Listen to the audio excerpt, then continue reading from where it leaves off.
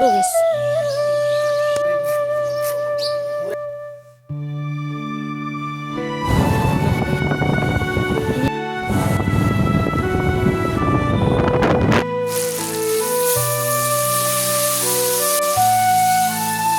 আজ একটা বিশেষ দিন, তাই ঘুম থেকে দেখো 6:50 বাজে উঠে পড়েছি। সকালবেলায় ঘুম থেকে উঠেই আমার এই ঘর বারান্দা ঝাড় দেওয়াই হচ্ছে প্রথম কাজ।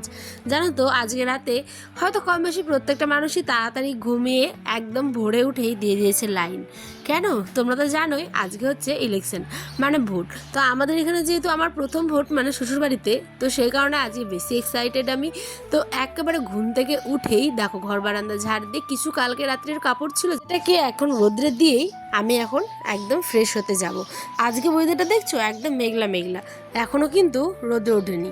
আর আজকে কিন্তু এমন মানে দিন যে খুব রৌদ্রটাও হয়নি। জানো, যেটা উপরওয়ালা করে ভালোর জন্যই করে। হয়তো অনেক লোক লাইনে দাঁড়িয়ে থাকতো, অনেকের কষ্ট হতো, সেই কারণে আজ রোদটাও একটুখানি কম। সকাল সকাল একদম ভোট দিয়ে চলে আসবো, যেহেতু ছোটো বাচ্চা নিয়ে যাব। আর সারাদিনের কাজ মানে একটা হয় না যে দুপুর হয়ে গেলে আর যেতে মন চায় না, এরকম একটা ব্যাপার, লাইনও বেশি থাকে, সেই কারণে সকালে গিয়েই দিয়ে আসবো। এদিকে আমি কাগজগুলো মানে ভোটের যেটা স্লিপ সেটা বের করছিলাম, যেটা শাড়ি পরে যাবো সেটা। আর আয়নকে তো দেখলেই ঘুম থেকে তুলে দিলাম। আয়নের আব্বা আয়ন দুজনেই কিন্তু ঘুমন্ত অবস্থায়, মানে কি বলবো, উঠতে চাইছিল না। আমি বললাম যে চলো ছোটো বাচ্চা নিয়ে যাবো, একদম দাঁড়াতে তো হবে না, যারা ছোটো বাচ্চা নিয়ে থাকে তাদের কিন্তু একদম আগেই লাইনে কিন্তু দিয়ে দেয়। এদিকে দেখো আয়ন কিন্তু ঘুমিয়ে, ওকে এত আদর করছি, এত উঠাচ্ছি, কিন্তু ও একেবারে উঠবে না। এখানে একটা সুন্দর সাদা কালারের শাড়ি আমি পরেছিলাম, ক্যাতা স্টিচ। আর এই দিকে দেখো আমরা কিন্তু ব্রাশ করেই কোনো কিছু না খেয়ে, মানে চাটা কিছু খাইনি, ঘুম থেকে উঠে ব্রাশ করে একদম চলে গেছি। এখন বাজে প্রায় 7:30টার মতো। উঠেই আমাদের এই যে আমাদের অঞ্চলে ভোট হচ্ছে, ঠিক আছে, তো আমরা ওখানেই যাব। ওখানে গিয়ে কিন্তু কোনো ভিডিও করতে দিচ্ছে না। আমি যারা মানে আসে তাদেরকে জিজ্ঞেস করছিলাম, নাহলে তোমাদের সাথে শেয়ার করতাম। ওখানে কিছুই ভিডিও করতে দেয় না, আর ফোন তো একদম অ্যালাউ না, সেই কারণে ফোনটা আমি আয়নের আব্বাকে দিয়ে তারপরে গেছিলাম। তো যাই হোক, আমি তোমাদের দেখাতে পারিনি, কিন্তু এই যে আমার ভোট দেওয়া এই মুহূর্তটা যেটা দেখছো তোমরা, এই মুহূর্তে আমার কিন্তু ভোট দেওয়া কমপ্লিট, ঠিক আছে। এখানে দাঁড়িয়ে একটা ছবি তুলছিলাম, আর এই যে দেখো কি আনন্দ হচ্ছিলো, এই প্রথম আমি আমার মানে এই শ্বশুরবাড়িতে ভোট আর কি। এখন বাজে 8:30, আর আয়ন খেচ্ছে কিন্তু বিস্কিট।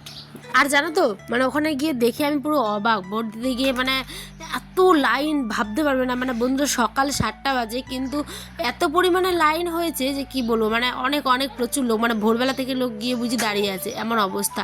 তো সত্যি মানে কি বলবো, বাচ্চাটা না নিয়ে গেলে হয়তো আমাদেরকেও লাইনে দাঁড়াতে হতো। আর আমাদের যেহেতু ছোটো বাচ্চা, তাই যারা যারা ছোটো বাচ্চা নিয়ে গেছে তাদেরকে একেবারে লাইনে দাঁড়াতেই হচ্ছে না, জাস্ট গেলে আর তারপরে সঙ্গে সঙ্গে কিন্তু ঢুকিয়ে দিচ্ছে।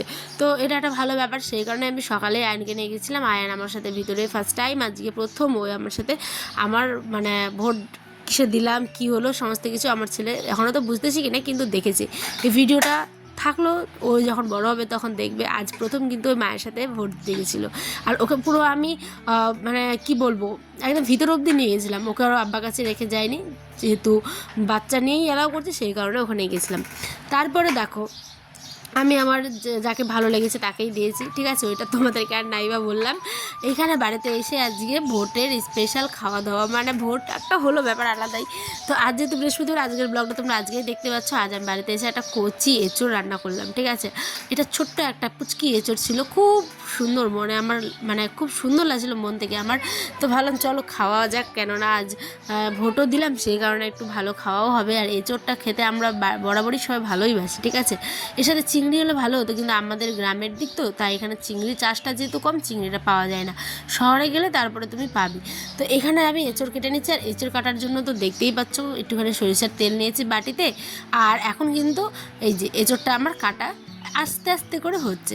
এই এঁচোড় কাটতে গিয়ে অনেকের অনেক অবস্থা খারাপ হয়ে যায়, কিন্তু খুবই সোজা, সরিষার তেল হাতে লাগিয়ে নিবে, তারপরে বটিতেও লাগিয়ে নিবে, বেশ ভালো মতো। কিন্তু দেখো একটু আমার কোথাও হাতে দেখতে পাচ্ছ আঠা আছে, কোথাও নেই।